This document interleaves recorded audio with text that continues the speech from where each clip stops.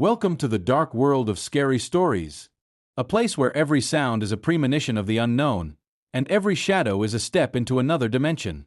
If you're ready to open the door to the scariest secrets, subscribe to the channel and don't forget to hit the bell, because the scariest is yet to come.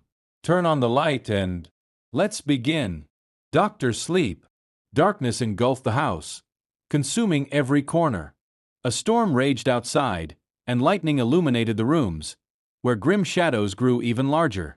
Inside, in the same room where once sleep was healing and peaceful, there now reigned an atmosphere capable of awakening the worst nightmares. Dr. Kevin Stone was a doctor working at a psychiatric clinic on a remote island. He had come here seeking an escape from memories of his past, but found only something more terrifying. His patient, Jonathan, suffered from horrific nightmares that became a reality. "You don't understand," Jonathan said, as Kevin sat beside him, trying to comfort him. "These aren't just dreams. They are alive. They are following me."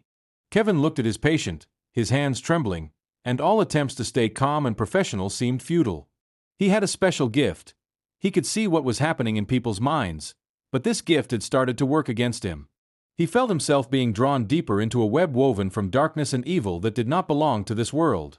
The night began to sink so deeply into itself that the light from the lamp in the hallway became almost imperceptible.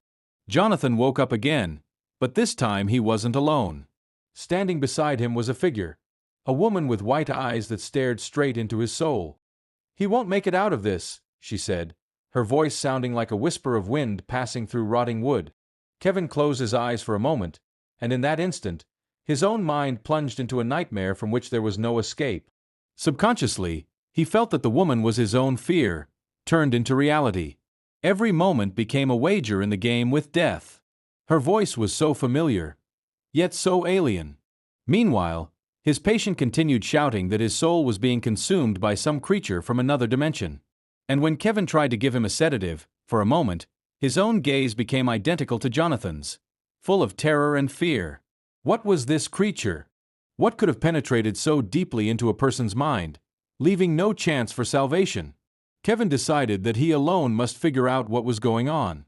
He began gathering data, theorizing, but each new attempt seemed more unrealistic, and each new nightmare threatened to consume him entirely. What had happened to him? Did these people even exist, or were they merely part of the terrifying, sick imagination that Kevin himself had created? The deeper he dug, the more he realized that the boundary between reality and nightmares was blurring, and he himself was becoming a part of this dark game, transforming the doctor into a patient. New sounds began to appear in his mind. Knocks, creaks, and whispers that did not come from the people in his clinic. Something was moving behind the walls. Something that could not be seen. Kevin felt that what had begun as a scientific interest was turning into a fight for survival.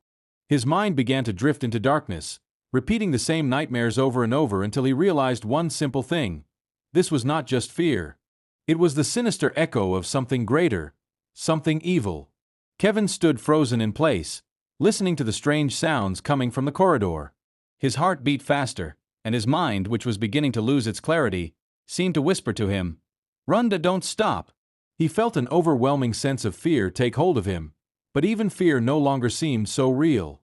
He was no longer sure if what was happening to him was truly happening at all. He tried to close his eyes for a moment to gather his thoughts, but what he saw was even more terrifying. Figures began to separate from the darkness of the room. People, but not quite people. Their faces were blurred, their movements distorted, and in their eyes, there was nothing but emptiness. They were moving closer to him, and with each step, their presence grew heavier, as if they were absorbing his consciousness. Kevin felt his mind trying to escape, but his body seemed doomed to remain in place. And then he saw her. The same woman with white eyes who had whispered about his death. She stood before him like a statue, motionless, staring directly into his soul as though she could see everything he had tried to avoid, every fear, every dark secret. "You thought you could escape?" Her voice was deep and distant, like an echo in a cavern. "It's your fault. You're to blame for everything that's happening." Kevin felt his legs begin to tremble. He tried to take a step back, but his body was as if made of stone. The woman drew nearer, her cold eyes gleaming in the darkness, and Kevin once again felt that same fear that had not left him for so long. His mind began to spin, and fear, deeper than before, pierced through him. "Is it him, really?" she asked, her voice now full of both sympathy and anger. "You can't stop this again?" In his mind appeared a familiar image. Jonathan's face, covered in sweat and tears. He tried to scream his name, but no sound came out. Every attempt to speak only confirmed that he had fallen into a trap, and it was already beginning to tighten around him. "This is your nightmare, Kevin. Your nightmare, and it won't let you escape," she repeated over and over. But then another voice appeared. Not his, not Jonathan's. It was a completely different man, calm and low, yet it carried the coldness of a stone wall. "They can't take you if you don't give in," he said. "Don't surrender to this shadow." It was like the echo of Kevin's own voice, but not the same as he had been before. With each word, he felt his consciousness ripping apart. All his connections to reality began to melt away like fog before the wind. Kevin felt himself being consumed by the darkness. All the images of his past, all the terrifying dreams he had treated in others, now reflected in him. All the nightmares he had once thought were nothing more than painful illusions had become utterly real. He had become a part of them. And then, at the heart of this nightmare, he understood. He was not just a doctor, not just an observer. He was a part of this dark game. He had created this evil himself, and now it had come to life. "Are you ready?" The woman's voice became sharp and fiery, as if the end of his life had already begun. And before he could respond, everything around him plunged into complete darkness. His body no longer existed. Kevin was left alone with his own nightmare. And then he understood. There was no Jonathan, no clinic. There was nothing but himself and what he had done. And now he was a part of this world, the world he could not escape. Thus ended his struggle. But was it real? Or was he just another patient lost in the endless darkness with no way out? Kevin didn't know how much time had passed when the darkness began to gradually dissipate, and consciousness returned. But what he saw was not what he had expected. The walls of the clinic no longer seemed familiar. Instead of white corridors and sterile rooms, he found himself in another place, one that was familiar, yet at the same time, foreign. A place he had created himself. An old house, similar to the one where he had grown up. Rotten beams, wooden floors creaking under the weight of his steps, and the smell of dampness that permeated everything around him. Every movement he made echoed faintly, as though the house was responding to his presence. "This is your past, Kevin." The voice was hollow yet incredibly familiar, awakening his retreating consciousness. It was his mother's voice. The very same voice that had faded in his head after each night he spent alone in his childhood. "Mom?" His voice was weak, barely audible, but the echo of his words seemed to linger in the walls. He took a few steps forward, and in the dark corner, he saw a figure, vague and blurred, yet it seemed to stand right before him. The man who appeared in his nightmares. And now this man stood before him, in the center of the same house where it all began. "Did you think you could escape?" the man's voice asked. It was low and ominous, like a shadow creeping through the house, consuming every thought of his. "This is only the beginning," the voice continued, and Kevin felt fear wash over him again, like uninvited hands gripping his chest, his heart. He knew this man. This was not just a memory. This was what he feared, what was real. His heart tightened with pain and fear, but he began to search for a way out. He had to escape, or these nightmares would never end. He stepped backward, but the space seemed smaller, closed off, as though he had fallen into the trap of his own memories. With every step he took, the house shifted, the walls closed in, the ceiling lowered, and the shadows grew tighter. He began to understand that this house was his mind, and everything he had experienced, everything he had built in his psyche, had now become his prison. "Did you think you could control these horrors?" The man's voice again, this time right in his ears. Kevin felt like a trapped animal. He realized he no longer controlled his own consciousness. Meanwhile, behind him, another figure appeared, a woman with white eyes, the same one who had appeared in his nightmares. She stood, watching him, and her gaze held no forgiveness. She was the only one who remained calm in all this chaos, and she was part of his past. "It's your fault all of this is happening," her voice sounded like cold wind, penetrating his bones. "You couldn't protect yourself, Kevin. You couldn't protect either yourself or others. With every word the woman spoke, memories flooded his mind. His first patients, all those people he had treated, and everything he had tried to leave behind. Every action he had taken, every decision he made in life, had now become the tool of this horrifying nightmare. "Why?" Kevin asked, his voice lacking any strength. "Why all of this? Why me?" "Because you didn't change anything," the woman replied, her eyes flashing again. "This is your fate. You can't escape this." Kevin felt the ground beneath him begin to crumble. He could no longer stand. All his attempts to flee ended with him feeling increasingly consumed by this dark emptiness. But in the final moment, when he thought all was lost, he suddenly remembered something important.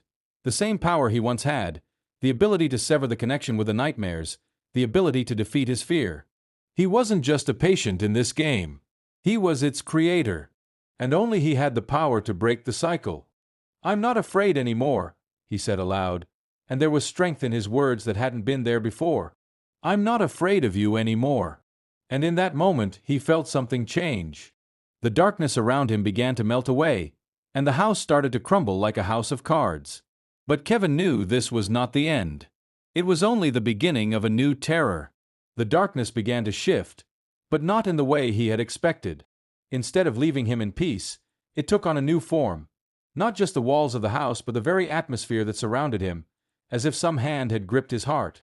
Kevin felt his skin pulse with internal pressure, and once again, he began to breathe more heavily, each inhale tearing at his chest.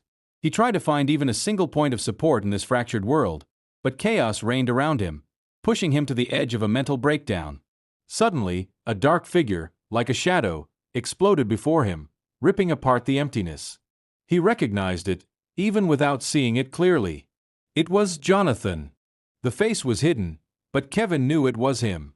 His old patient, the one he had tried to save from nightmares, now stood before him, almost reminding him of the very darkness that surrounded Kevin. "You can't save me," Jonathan's voice was distorted, as though he had become part of the very nightmare that Kevin couldn't escape. Kevin stepped back, struggling to find an answer, feeling his consciousness unravel into pieces. I can't change this. I'm with you again, Jonathan." "You'll never get out of this, Kevin." The shadow of Jonathan moved closer, and the air grew heavier, making it harder to breathe. "Have you forgotten who you really are? Forgotten how many horrors you've created yourself?" Each word was like a blow, and Kevin began to remember moments he had tried to push from his mind. How he had stood beside Jonathan in the psychiatric hospital, trying to save him from fear and alienation. How he had convinced himself that he could help, that he could find a way to heal not only the patients but also himself. But it seemed that all of it had been in vain. Suddenly, the space around him quivered, and again, the woman with white eyes appeared before him.